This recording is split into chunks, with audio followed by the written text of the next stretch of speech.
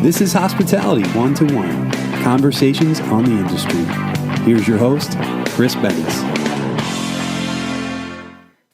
Tayo, thank you so much for taking time to talk to us. I mean, obviously you've got quite an impressive background. Thank you. You're very, very welcome. So wanted to kind of talk, this conversation I think is going to be rather wide-ranging. And it might, if you will, go a little outside of what we've talked about before, because you've got a different background, if you will. Yeah. And I want to talk about that. So we always like to give people a chance to speak about their background, because your journey that got you here is definitely a unique one. So if you could kind of tell us your story.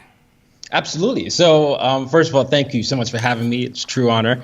And my background starts with, me being born in Nigeria. I was born in Nigeria, and the first 9 years of my life was spent in 2 military dictatorships. And so I had a bit of that going on, where, you sort of wake up and observe the world through the lens of a military dictatorship, and that's my first encounter to that. So, no freedom of rights, violation of human rights, suppression of your voice. And so I was very, very aware, keenly aware of what it meant not to be able to be fully yourself. And I used to wonder all the time, because Nigeria is a country of over 250 countries, what it would take to have a leader that could bring all these voices together. And so that was my reality for the first 9 years. And then we started getting posted.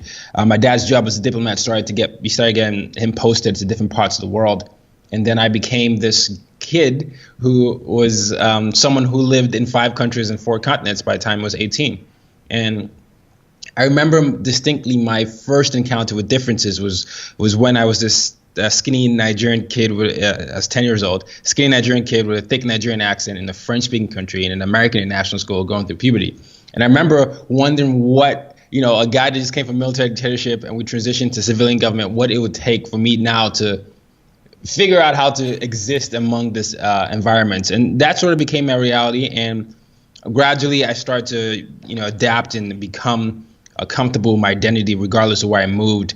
And it led me down the path of what I do right now, which is speaking, consulting, as well as launching my diversity and inclusion firm. And so, very much of what I do today is informed by my background, but also my early experiences with leadership. So I don't want to get too geopolitical, if you will, but your background, you brought up something rather fascinating when you said for the first formative years of your life, you were in a dictatorship. And then, of course, moving over to countries that embrace democracy. What do you think was the biggest challenge to go from a dictatorship to democracy? I don't know that I would describe it as a challenge. I did know it was something I had longed for, right? So I was this kid who was influenced. I'm a massive fan of the late Nelson Mandela. And my biggest influences and early until now were the late Nelson Mandela and Oprah Winfrey. And I'd observe how Mandela, spent 27 years in jail, fought for freedom, was a freedom fighter, basically stood on what he believed and was able to finally become the first elected black president of South Africa. And so I used to dream of those type of things. And when it happened for us in 99, you're ecstatic, but you didn't know. You didn't know, does this mean you can say things? You just didn't know. No one knew. We had been in several military dictatorships for so long. It's I don't know how to explain it. If you've been in a dictatorship and you come to government, you're cautiously optimistic. That's how you describe it. And so when I started sort of moving into all these countries where there were more democratic governments, I felt a little bit inferior, because I was like, I don't know, should I show all myself? I don't know, is this free, is it not? And I would feel like I had this war within myself, but it wasn't until I started to really hone in on the fact that I'm okay being myself, and then really try and figure out what it was like to connect across these cultures, that I started to really have breakthroughs. It was cautious optimism, then a little bit of inferiority complex to not know if you can fully express yourself because you've been suppressed for so long, and then gradually finding my identity. Yeah, and with your father having that diplomatic position, it puts you in a spot where you, again, were able to, 5 different countries. You've been to. Now, obviously, we understand you're here in the U.S., fantastic, but an honest question for you. Of all the countries you were in, what was your favorite? So people always ask me this. So this is how I always break it down. Nigeria always has my heart. You know, it is my passport country. That's the only place that I've really called. That's my identity.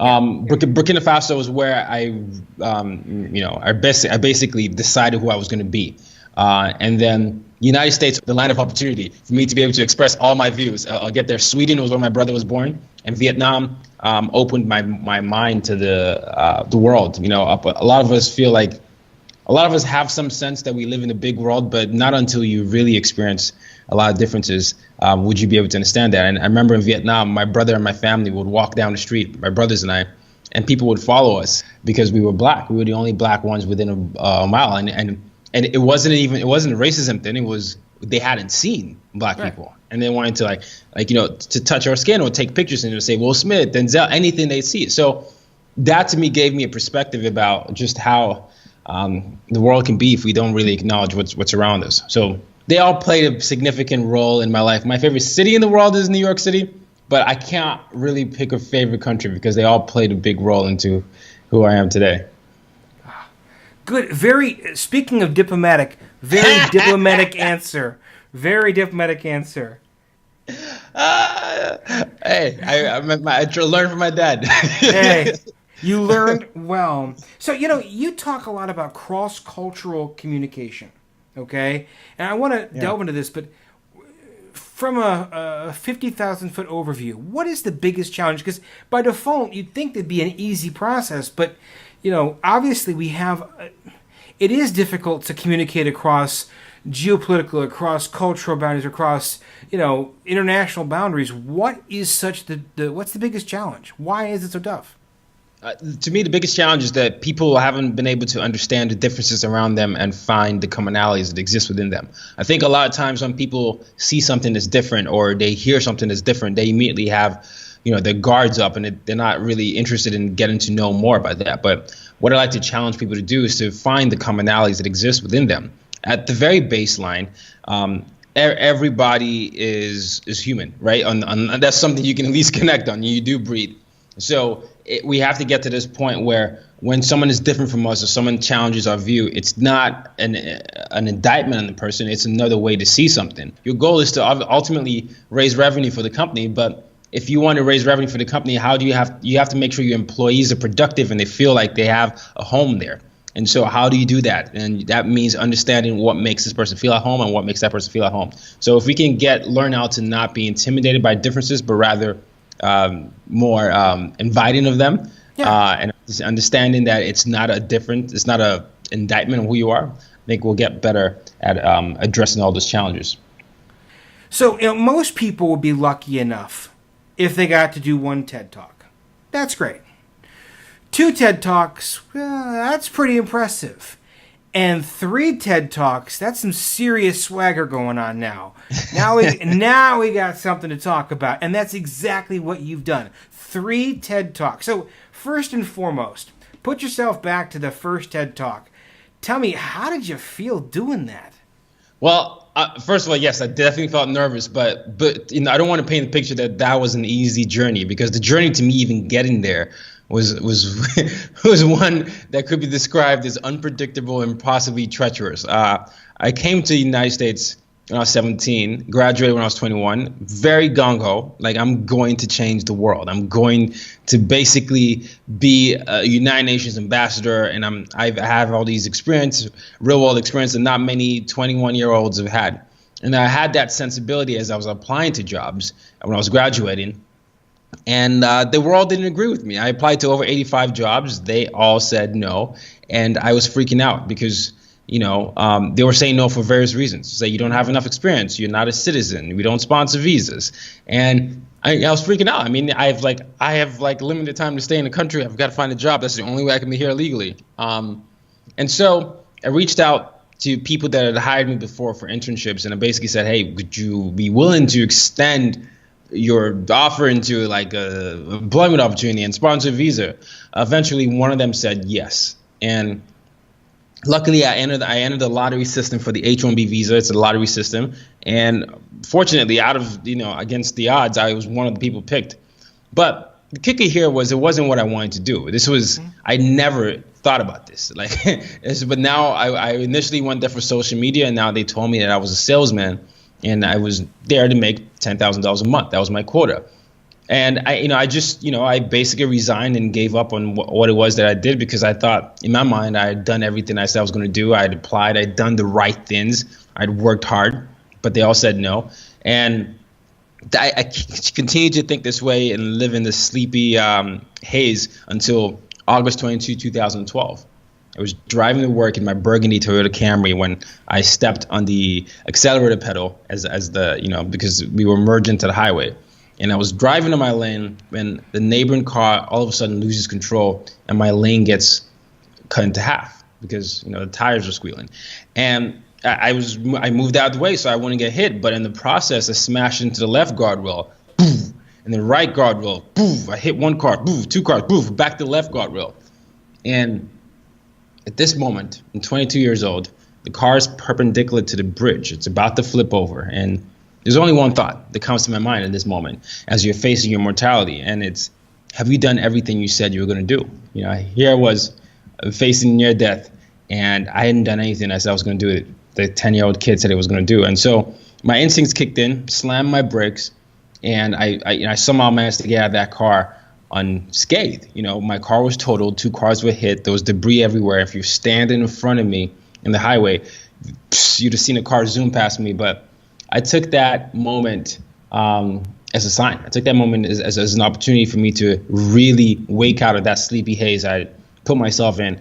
And I took a gamble. I took one of the riskiest things you could ever do. I basically I quit my job that gave me the F1 visa, the H-1B visa to stay here, and decided to move to New York City. And I moved to New York City because it was the only city I remembered that made me feel like there was a possibility. And so as a non-citizen, you can either go to school or work. So I applied to MBA programs, same sort of thing. All the schools I applied to said no. One said yes, wasn't what I wanted to go to, and then one gave me a conditional accept. And basically because my GMAT score was low, I had a 3.6 GPA, but my GMAT was low. So I had a choice. I was like, okay, could you just move on this conditional accept? And I did. I was like, I had a near-death experience. I'm just taking every risk. So I moved to the city based on that. And they only told me I could take 2 classes, but I took 5 classes instead. And I got a 3.8 GPA. The lady was mad that I took 5 classes, but I said, look, I got the GPA, so can you drop the condition accept? And she did. And then I was now a full student. But it was after this decision to really take a hold of myself that I really started to understand what it was about life. So throughout the process, en route to this TEDx adventures and TEDx talks, I launched the podcast as told by nomads, and I basically said, only thing I know how to do is to tell my story. And maybe if I tell my story, I'll be able to reach 1 or 2 people. And so I basically found a community of people who lived the same way, who grew up the same way I did, and I committed to providing value for them. Like, this is what I learned. I'll interview people that grew up like us, and I'll show you how you can convert that to a job and all that. I did that consistently for so long that I started to become a thought leader in the space. And my podcast started to grow and attract people that didn't necessarily grow up the way I did. And then gradually the audience became one that's in 150 countries. But even though I had a good brand at that point and a good audience, I didn't know how to monetize it. I was still in school. I was still broke, and I was still trying to get jobs in between. I remember I was fired twice in the span of 3 years during that period. And then gradually I decided that I've had enough of a brand. I've had enough of this. I need to connect this to a real problem in the world. And I looked around me, and you see the Philando Castile shooting. You see interesting election results happening everywhere. And this was like the last 2 years or so. I just said, hey, I started reaching out to companies and said, hey, this is my background. This is my platform. This is what I've done. I would love to come talk to your employees about the possibilities of what it means like to actually live in a place where you can communicate across cultures effectively. And I got one to finally say yes after multiple emails, and then that started to, the World Bank and United Nations, and I started to get that reputation. And then I pitched a bunch of TEDx organizations that said, hey, this is me, this is what I've done. Could I speak? I see it's related to your theme. None of them said anything. I followed up I applied to TEDx Talks for 18 times, and then none of them have said anything over 2 years. So I finally said, hey, I'm just following up to see if you saw my last message. One of them said, hey, congratulations, you're in. We really liked your pitch. Sorry for not responding. I was like,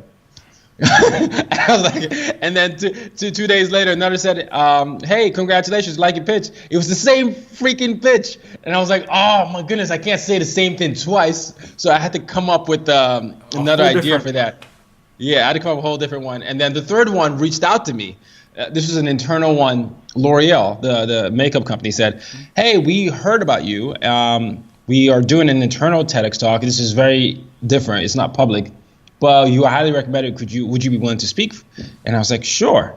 So I had somehow found, after all those failures and being broke multiple times in the most expensive city and really taking a chance, I had found a way to eventually become a thought leader in a space where people started to become do my word of mouth for me, and the referrals started to mean people will now seek me out.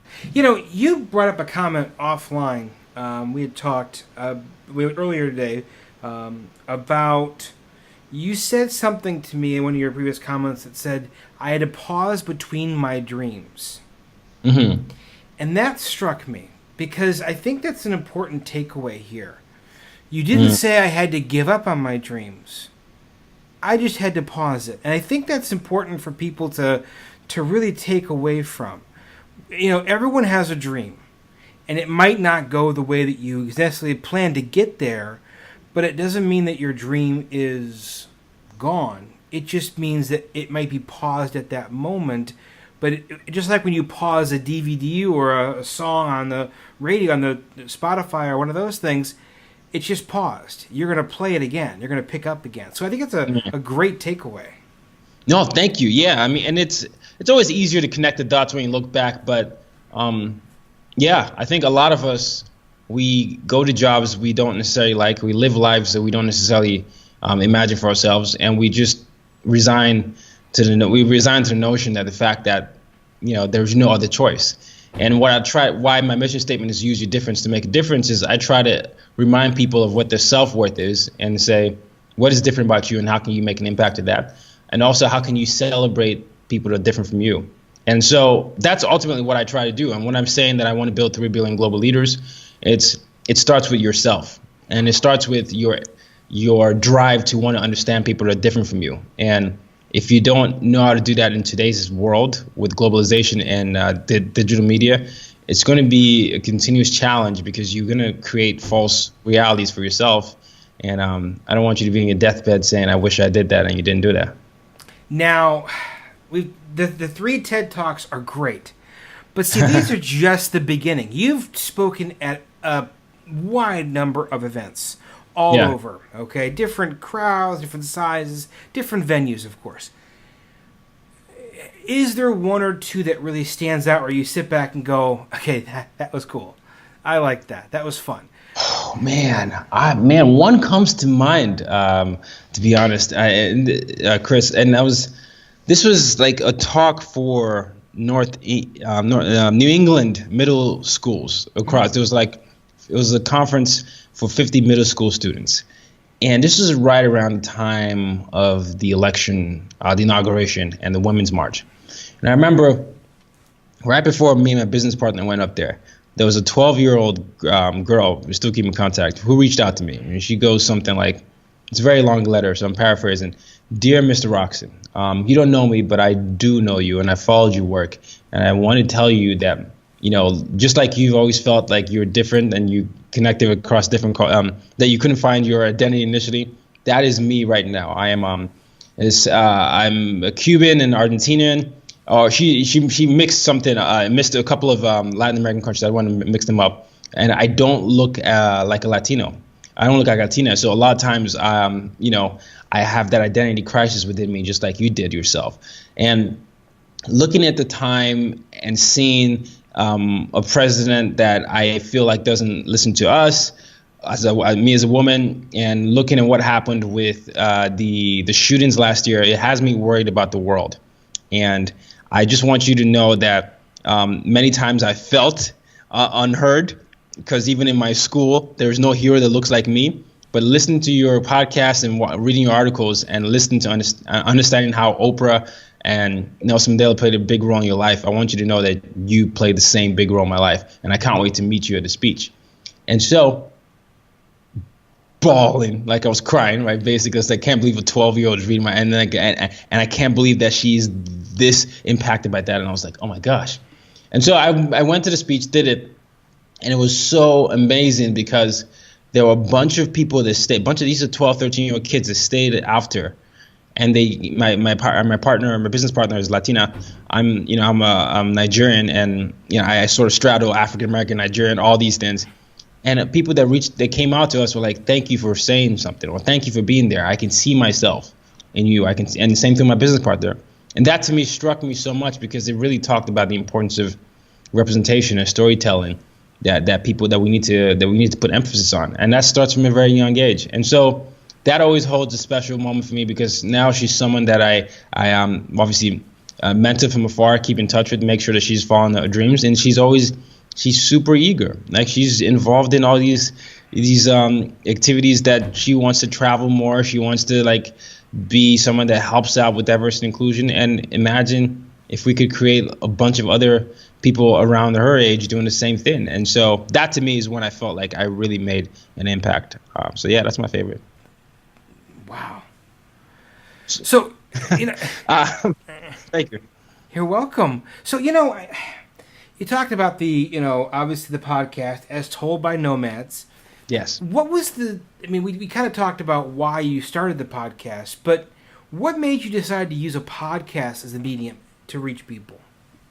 That's a good question. I'd always wanted to do media because of Oprah, and I thought that she has an interesting way of telling I always felt like I was part of her audience there. And the traditional media felt like, there was a lot of red tape, and I listened to a lot of podcasts. So I was like, okay, I listen to a lot of podcasts. The podcast seemed like this is a low barrier of entry. Why don't I just create a podcast for a story that I don't think is being told? And so kind of like what you're doing right now. So I just did it. I didn't have any expectations, honestly. I was just creating an outlet. The podcast was something I just decided to do because I had committed to just doing everything that I said I was going to do. And to my surprise, it built a community. And I just learned how to leverage from then on because I just started to really say, okay, fine, I did this. I need to step up even more for them. Wow. Now, you actually, in addition to your multiple TED Talks, in addition to your speaking engagements, you got some serious hardware here. You were named the top millennial influencer to watch in 2018 by New Theory magazine. Now, yeah. Obviously, we kind of speak light of it, we talk about it, and it's definitely quite an accomplishment. But I think along with that comes a sense of responsibility, because as a top influencer, millennials are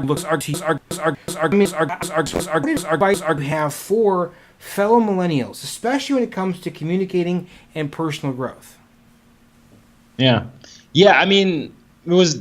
So the question is, what am I doing with that responsibility? Yeah, more or less, how do you, given the fact that you've been given this mantle, you're now out there, you have been given this award, which kind of elevates even more so your position in the society, and so people are going to look to you for guidance. How do you help it, man, when it comes to, what advice do you have when it comes to communicating, when it comes to that personal growth for millennials?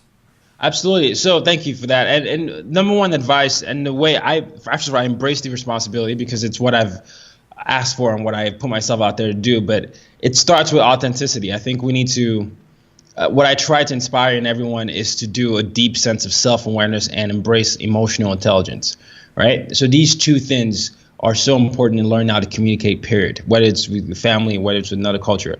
And self-awareness, understanding what your biases are, right? What are the things that make you uncomfortable? And then working through them.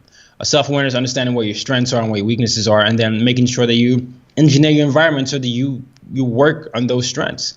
And so a lot of my life is lived out in public. I'm a very corny guy. You can see me dancing to something, or you can see me ranting or raving about something. So I try to, whenever with followers or anyone, I like to let them know that this is what the reality is. And I think the way that millennials and Gen Zers and younger people can actually learn about leadership and communication is by doing the same thing. It's by exploring themselves and understanding what makes them tick, and then exploring that curiosity to say, how would I fare in a different environment? How can I use what makes me tick to help someone else that's voiceless, and someone that doesn't have an opportunity to be heard? And so if I can do that in enough people, I feel like they can do that with their audiences, and then the effect is going to continue. I mean, I just want to disrupt some of the story cycle that we see today, because I feel like there's too much negativity, and I want people to be brave enough to be positive. So, yeah. And I mean, I guess you've got this certain ability, if you will, to speak to multi-generations, if you will. We talk about millennials, but your message carries through to virtually every generation, frankly. I mean, I guess when you look at it, where do you see yourself in the next year? What is 2018 going to bring for you? Man, that's a good question. You've asked great questions. 2018, I think it's all about scale at this point. So it's scaling to wider audiences, exploring different avenues. So maybe a book, maybe more video stuff. I want to do more video, because everybody has different learning styles, right? So, and obviously I want to reach into. I have a consulting company that goes into companies, but I want to go into more startups as well as more universities as well, just to kind of talk about the, things like bias, diversity, inclusion, and even masculinity. I think there's an interesting. In the last few months, we've seen with the Me Too movement the need for many of these things to be talked about, and I want to talk about how men can be part of the conversation, and that right as well, because a lot of these brave women have spoken up, but I think we need to show up as allies, and I want to be able to contribute to that in some way. So it's gonna be a lot of that. Yeah. Wow, I'll tell you what. I mean, you've got a fascinating background and a truly what I almost call revolutionary future ahead of you. So my gosh. I think you've done a terrific job. For those who haven't had a chance to check out the podcast, do so. If people want to reach out to you, either questions or want to learn more about how you can help them, what is the best way for them to reach you? Oh, I'm very accessible at Ty Rockson everywhere. So Instagram, Twitter, Ty Rockson, Facebook, Ty Rockson. My podcast is As Told by Nomads. But I mean, tyrockson.com is my website. So reach out to me on any of those things, and I'll definitely be responsive as well. So, I'm looking forward to learning from you all and hearing about your stories. I think that's how we grow. And so, let's do it. Let's do it. Great way to end it. Let's do it. I'll tell you what, Ty, I appreciate you taking time out of your day. Terrific conversation, fascinating discussion. Again, thank you so much. And I wish you, as you begin to embark on these large dreams for 2018, I wish you nothing but success. Thank you so much. And thank you for having me. I really appreciate it. It's been a true honor to spend this last 30 to 45 minutes with you. So I appreciate that. No problem. Have a good day.